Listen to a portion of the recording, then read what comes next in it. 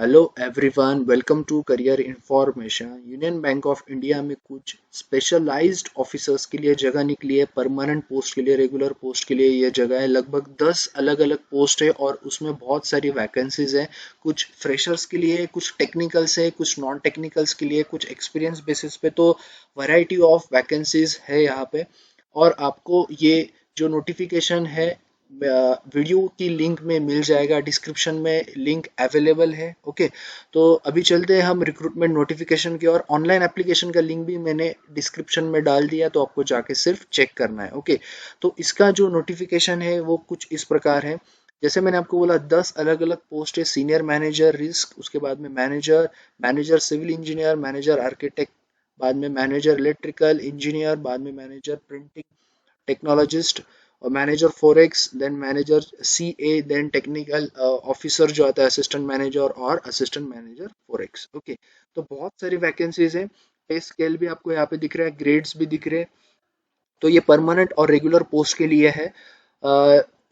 जो आपका senior manager की पोस्ट है, 60 वैकेंसीज है। मैनेजर के लिए 60, उसके बाद में सिविल इंजीनियर 7, आर्किटेक्ट के लिए 7, बाद में इलेक्ट्रिकल इंजीनियर मैनेजर जो होगा उसके लिए 2, प्रिंटिंग टेक्नोलॉजिस्ट के लिए 1, और मैनेजर फॉरेक्स के लिए 50, और मैनेजर जो सीए चार्टर्ड अकाउंटेंट रहेगा उसके लिए 14, और टेक्निकल ऑफिसर के लिए 26। और सबसे ज़्यादा वैकेंसीज जो है वो है असिस्टेंट मैनेजर फॉरेक्स के लिए, 120 वैकेंसीज है। ओके, तो आपको मैं इसका एलिजिबिलिटी क्राइटेरिया और बाकी सारी चीजें, सिलेक्शन प्रोसेस भी इन्होंने दिया है। अलग अलग से मतलब अलग अलग तरीके से इन्होंने सिलेक्शन प्रोसेस बताया, वो भी आपसे मैं डिस्कस करूंगा। ओके, तो इसकी जो कैटेगरी वाइज वैकेंसीज है वो भी उन्होंने यहाँ पे डिस्प्ले कर दिया है।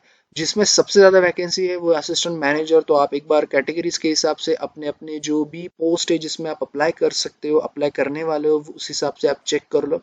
जहाँ पे जीरो है वहाँ पे अप्लाई मत करो। ओके, जैसे कि अभी इलेक्ट्रिकल इंजीनियर का जो वैकेंसी है वो दो ही है, एक यूआर के लिए, एक ओबीसी के लिए।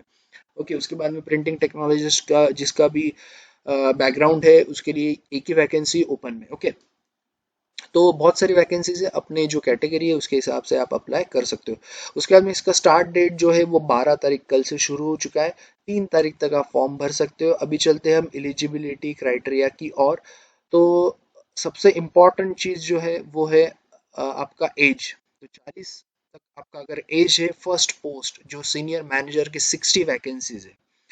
ओके, 30 साल आपका मिनिमम होना चाहिए और 40 साल आपका मैक्सिमम होना चाहिए।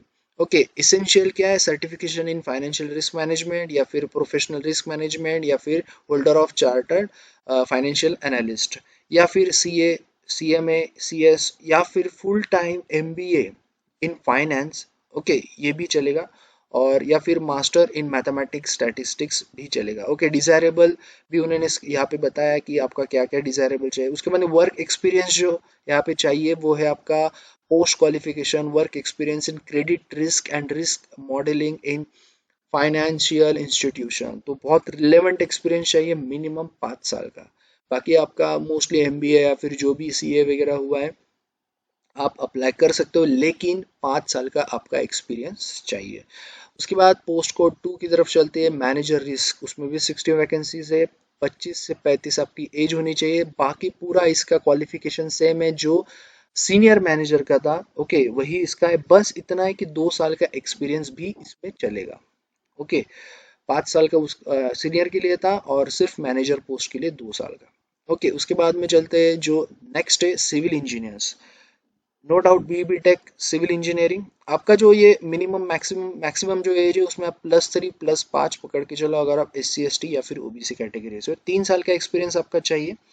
Okay, commercial residential building in government semi government, ये जो भी रिलेवेंट एक्सपीरियंस मांगा है 3 साल का आपका चाहिए। उसका उसके बाद आर्किटेक्ट, आर्किटेक्ट के लिए बैचलर डिग्री आपका चाहिए। आर्किटेक्चर में 3 साल का एक्सपीरियंस चाहिए। ऑटोकैड का नॉलेज होना चाहिए। 35 साल तक आपका एज होना चाहिए। उसके बाद में इलेक्ट्रिकल इंजीनियर का भी सेम है, बस यहाँ पे 5 साल का एक्सपीरियंस चाहिए। ST LT या फिर इंडस्ट्रियल वायरिंग, इलेक्ट्रिकल इंस्टॉलेशन में।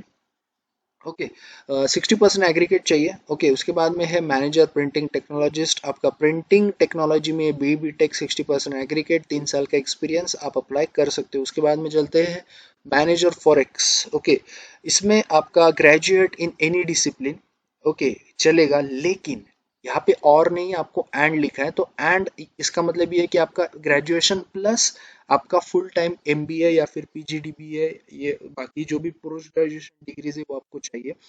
फाइनेंस, ट्रेड फाइनेंस भी चलेगा। ओके, तो आपका क्या चाहिए, ग्रेजुएशन प्लस 2 साल का आपका एमबीए या फिर पोस्ट ग्रेजुएशन का डिग्री चाहिए। ओके, तो ही आप अप्लाई कर सकते हो, और पोस्ट ग्रेजुएशन भी यही सारे स्पेशलाइजेशंस में, ओके, फाइनेंस वगैरह में। और वर्क एक्सपीरियंस आपका 3 साल का।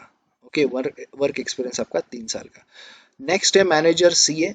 इसमें आपका डेफिनेटली आपका chartered account from the institution, 2 साल का एक्सपीरियंस मिनिमम होना चाहिए सीए का, बैंक वगैरह में।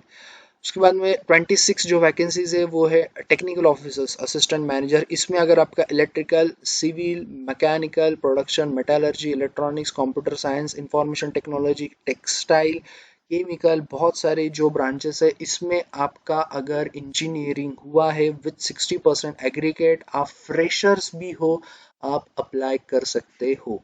ओके, आप अप्लाई कर सकते हैं, कोई एक्सपीरियंस नहीं चाहिए। उसके बाद सबसे ज़्यादा जहाँ पे वैकेंसीज है वो है असिस्टेंट मैनेजर फॉरेक्स, जहाँ पे ग्रेजुएट चाहिए आप, और आपका सेम जैसे एमबीए प्लस होना चाहिए। ओके, और इसमें भी आप फ्रेशर हो तो चलेगा। ओके, इसमें भी आप फ्रेशर हो तो चलेगा असिस्टेंट मैनेजर के लिए। बाकी आपके जो डिग्री, जो डिप्लोमा लिखे गए थे, post graduate diploma in business administration, जो पीजीडीबीए, पीजीडीबीएम, पीएम और पीजीडीएम, बहुत सारे पोस्ट ग्रेजुएट डिप्लोमा प्रोग्राम से जो रिलेटेड टू फाइनेंस मैनेजमेंट से रिलेटेड है, उसमें अगर आपका एजुकेशन है तो आप अप्लाई कर सकते हो। ओके, तो ये है आपका पूरा एलिजिबिलिटी क्राइटेरिया। ओके, जिसमें जिसमें आप एलिजिबल हो फॉर्म भर सकते हो। लगभग 2 से 3 ऐसे वैकेंसीज है जो आपके फ्रेशर्स के लिए, और ज़्यादा वैकेंसीज है। ओके, इसका यस कट ऑफ डेट जो है 1/8/2021 एज क्राइटेरिया के हिसाब से। Okay, last date of application तक आपका जो है एजुकेशन क्वालिफिकेशन आना चाहिए, मतलब जो भी आपका है फ्रेशर्स के लिए mostly. Post qualification experience will be date of the last date of the application. Only full time experience as a permanent full time employee where employers relationship exist. Okay, ये भी उन्होंने मेंशन किया है। Okay, तो उसके बाद में जैसे मैंने आपको बोला रिलैक्सेशन के बारे में, तो वो चीज़ भी ध्यान में रखिए। ओके, उसके बाद में सिलेक्शन प्रोसेस की तरफ भी चलते हैं हम। उससे पहले प्रोबेशन पीरियड 2 साल का है यहाँ पे। Selection process, yes, written examination जो है वो 4 सेक्शन में होगा, रीजनिंग, एप्टी, प्रोफेशनल नॉलेज और इंग्लिश नॉलेज। तो इसमें English language, sorry, professional knowledge में सबसे ज़्यादा मार्क्स है, 50 आपको क्वेश्चन पूछे जाएंगे 100 मार्क्स के लिए, मतलब एक क्वेश्चन 2 मार्क के लिए होगा। इंग्लिश लैंग्वेज में 50 क्वेश्चन होंगे, और लेकिन एक क्वेश्चन 0.5 मार्क्स के लिए होगा, तो 25 मार्क्स के लिए आपको इंग्लिश सेक्शन। उसके बाद में एप्टीट्यूड जो है 50 क्वेश्चन के लिए 50 मार्क्स। उसके बाद में रीजनिंग 50 क्वेश्चन और 25 मार्क्स। ओके, तो इंग्लिश और रीजनिंग में हाफ मार्क्स है, और एप्टी में 1 मार्क, और आपका प्रोफेशनल नॉलेज में 2 मार्क्स पर क्वेश्चन। ओके, इस हिसाब से आपका जो है क्वेश्चन पेपर होगा। उसके बाद में पेनल्टी 1/4 है। ओके, उसके बाद में आपका पर्सनल इंटरव्यू होगा। ओके, अभी इसमें भी ये चीज़ है कि पर्सनल इंटरव्यू अगर देना होगा तो 1:3 रेशो में सिलेक्शन होगा। 1:3, अगर 120 जगह है तो 360 लोगों को बुलाया जाएगा इंटरव्यू के लिए। ओके, इसको भी उन्होंने डिवाइड किया है कि आपका जो इंटरव्यू है वो 50 मार्क्स के लिए होगा। ओके, और इसमें आपका 25 मार्क्स आपके क्वालिफाई होंगे ओपन कैटेगरी के लिए, और रिजर्व के लिए 22.5। ओके, ये चीज़ याद रखो। उसके बाद में जीडी भी, अगर जीडी होता है, ओके होता है, फिक्स नहीं है होने वाला है या नहीं। ओके, उन्होंने यहाँ पे मेंशन किया है कि पर्सनल इंटरव्यू और एंड जीडी, तो डिपेंड करता है। एक तो ऐसा भी हो सकता है कि रिटर्न हो, पीआई हो और जीडी भी हो। ओके, तो इसमें भी उन्होंने सेम चीज़ बताई 50 मार्क्स के लिए। अभी उन्हें एक चीज़ यहाँ पे बताई है कि फाइनल सिलेक्शन अगर online examination and personal interview लेते हैं सिर्फ, ओके, तो ऑनलाइन एग्जामिनेशन और पर्सनल इंटरव्यू पे ही फाइनल सिलेक्शन होगा जो भी है। और 50 मार्क्स आपके जैसे कि इंटरव्यू को, और ऑनलाइन एग्जामिनेशन तो खैर आपको बता ही दिया फॉर्मेट मैंने। अगर ऑनलाइन एग्जामिनेशन नहीं कंडक्ट होती है और अगर सिर्फ पीआई होता है, तो the final selection will be made only on the personal interview, मतलब आपका जो 50 मार्क का रहेगा उसके ऊपर ही आपके मेरिट लिस्ट लगाया जाएगा। अगर तीसरा केस उन्होंने ये दिया है कि ऑनलाइन एग्जामिनेशन नहीं होता है, तो अगर जीडी और पीआई कंडक्ट होते तो उसमें अगेन 50-50 दोनों के लिए मार्क्स होंगे और उसके हिसाब से आपका क्वालिफाइंग होगा। ओके, तो जैसे मैंने बोला इन्होंने सिलेक्शन क्राइटेरिया जो अलग अलग रखे, लेकिन अगर सब चीज़ें नॉर्मल रही तो ये जो है online examination and personal interview यही मोस्टली प्रोबेबली होगा। ओके, तो ये चीज़ याद रखो। ओके, तो ये सारी चीज़ें 3/1 रेशो जैसे मैंने आपको बोला। ओके, एग्जामिनेशन सेंटर जो है इसके दिल्ली, चंडीगढ़, लखनऊ, कोलकाता, पटना, भुवनेश्वर, मुंबई, ठाणे वगैरह, ग्रेटर मुंबई, अहमदाबाद, बैंगलोर, हैदराबाद, चेन्नई और भोपाल। ओके, ये सारे इनके एग्जामिनेशन सेंटर से फॉर्म फिलअप करते टाइम आपको पूछे जाएंगे, आपको तब ये फिलअप करने।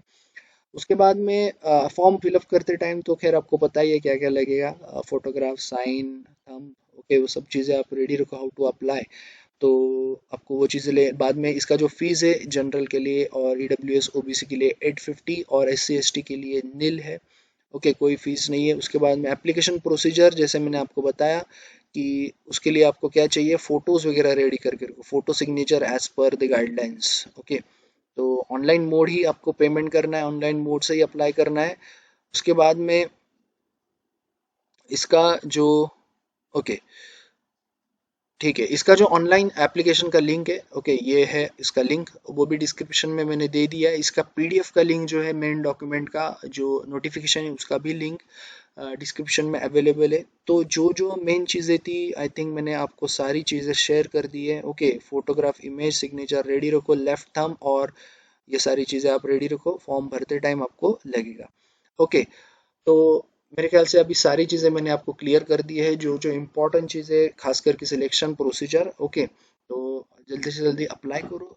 ओके, अगर आप एलिजिबल है, और सब्सक्राइब करो चैनल को ताकि नए नए नोटिफिकेशन गवर्नमेंट प्राइवेट सेक्टर के जो भी आएंगे आपको यही चैनल पे तुरंत मिल जाएगा। ओके, उसके लिए आपको चैनल को सब्सक्राइब करना पड़ेगा, hit the bell icon, share करो, लाइक करो, कमेंट करो, and all the best and thank you.